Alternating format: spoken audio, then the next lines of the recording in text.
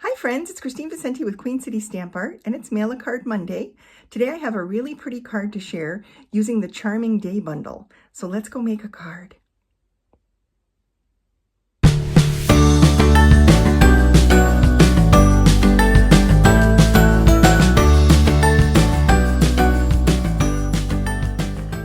Okay, so today for the card we're going to be making, I picked the Charming Day bundle, which I really am enjoying. I think it's completely beautiful. It's one of our online exclusives. It's a very pretty open line floral, so it's great for all kinds of coloring techniques. And then it has some gorgeous dies, and let me give you a closer look at these. So it has a die that will cut each of the flowers. So each component here has a corresponding die that will cut it out. And then it has a bunch of detail dies. So you've got a detail stemmed flower, like some sort of rose, a little cluster of flowers, which makes a great textured background to like place an image over top of. It has a beautiful leafy sprig that we're going to use today. And then it has another leafy sprig that has some little buds on it that would look really pretty paired with some of these other details, as well as a single flower. So a lot of great dies in this set that kind of you can mix and match and layer together, which I love. So let's see here. I'm going to be using this, both the dies and the stamp set today for my card. And then I'm also going to be using a panel from our traditional labels bundle. So this is one of the products from the holiday catalog, the holiday mini catalog for 2025. And we're going to be using this particular label shape for our sentiment today. I really like these. I think I love when a stamp set comes out, when you can get a stamp set and a die set that coordinates so beautifully as this for sentiments. But this is so useful even beyond the holiday season that it makes it more of a value, I think, to purchase something like that you can use year round. So I love this. And I did buy it as a bundle, so I have both. And then we're also going to be using, I've embossed a panel using the Damask Designs embossing folder. This is one of the newer embossing folders. It's in the annual catalog, and it gives a pretty damask pattern that's really, really nice, very elegant. And I felt like this card has a little bit of elegance to it. We're going to be doing a little watercoloring today, as I mentioned. So I cut myself a little card kit, and we'll go over the pieces shortly, but I just want to get a little stamping out of the way. So for this card, I'm going to be stamping a flower in StazOn, using my StazOn ink pad, because I don't want the edges to bleed when I start adding water to my paper. I am using a little piece of our Fluid 100 watercolor paper, and I'm going to ink this up pretty well because my StazOn ink pad does not stay juicy for very long. Oh, that's not bad. That's pretty good. I usually have to re-ink it in between. But that looks good. And then I have a special StazOn cleaner that I use to clean. So I'm just going to put a little bit of, spritz that on there a little bit, and then quickly clean it off, because I think the solvent cleaner is not really great for your stamps or your blocks. So I'm just going to go ahead and make sure that's cleaned off my block, and it's pretty well cleaned off my stamp too for now, and then I can clean it a little bit better once I get off camera. And then, so I've stamped my flower. We're going to be watercoloring that. And then I'm going to be using some ink colors today to watercolor. We're going to be using Old Olive, Daffodil Delight, and Berry Burst. And the Berry Burst is dark enough that I'm going to use it to stamp, I'm going to stamp my flower again. I'm going to use it to stamp a little flower on the inside of my card. So this is the inside layer, and I'm just going to kind of tuck this in the corner just to bring a little bit of the outside in. And then I'm going to also use it for the sentiment, which for this card, I've chosen one of the sentiments right from the Charming Day stamp set. It says, "Thanks for being you." And I'm just going to stamp that here, right on the panel, like that. And then I'll actually leave this open. So we're going to be stamping, we're going to be watercoloring a little bit. So I'm going to be using some color from the lid of each of my ink pads. And I have a number 6 round brush. Now, I should tell you that we do have water painters back in stock. We found a new manufacturer, Stampin' Up did, and they've put them back in stock.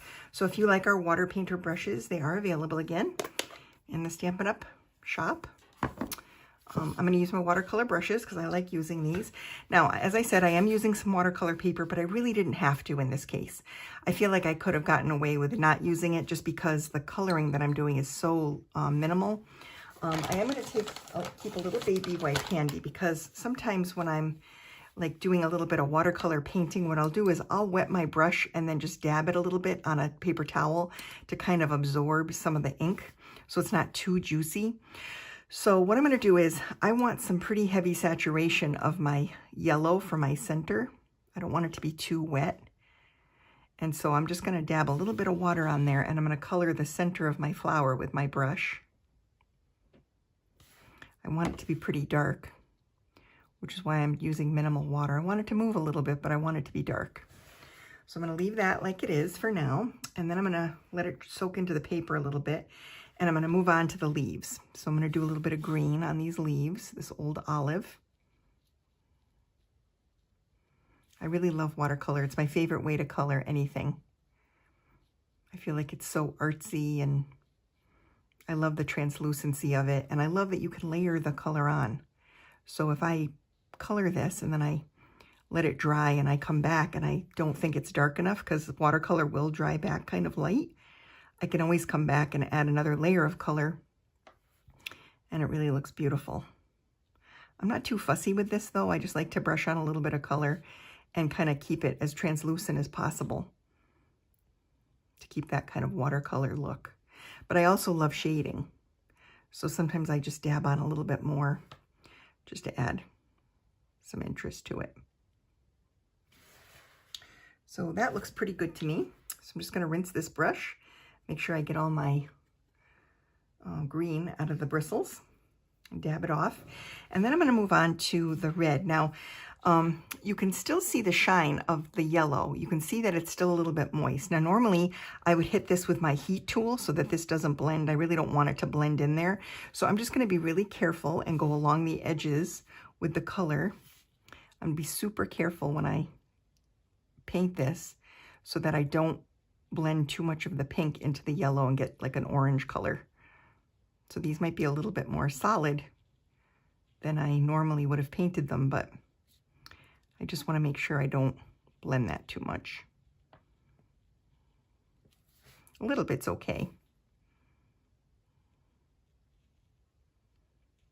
I think this looks so pretty.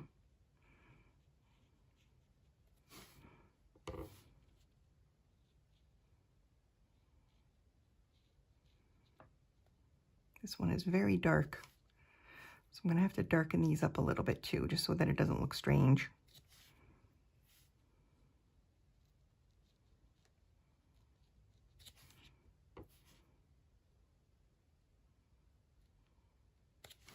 And all I'm doing is I'm just not adding any water in between. I'm picking up color with my moist brush and adding a little bit of darkness to the petals. And I don't even always go all the way to the edges, but you can with this ink because StazOn is a solvent-based ink. And that prevents it from mixing with water and then blending out. If you use Memento, you'd get a lot of seepage of the black into your color. So I think that looks really pretty. I'm gonna let that rest.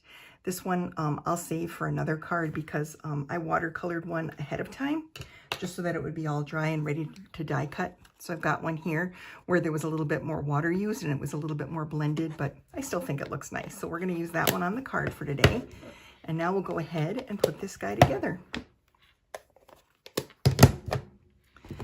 Alrighty. So I've got my components here, and then this is going to be the inside layer. So I'm going to take some of my adhesive, and I'm just going to layer these together. I like sometimes to put something on the inside of my card just to bring the image from the outside to the inside and dress it up a little bit. So I'm going to layer these, and I'm layering this white piece onto a piece of Secret Sea. It's really become one of my favorite new neutrals in our color palette. I really, really love it. So this is that Damask embossed panel that I really love. And because it's embossed, I'm going to go all the way around the edge with my adhesive, because I feel like when you emboss a thin white layer of cardstock, it will often pop up on the card front a little bit along the edges. Now, instead of doing white on white this time, I used the Berry Burst base card with a white layer.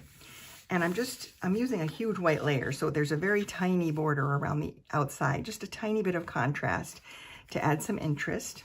This layer, of course, is going inside. So I'm just gonna layer this in.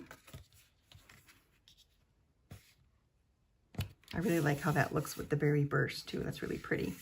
And then we'll go ahead and layer on the sentiment panel. Again, white on white, which I really like. I think that's a very clean look. But I wanted a little bit of interest, so I added that Berry Burst base card.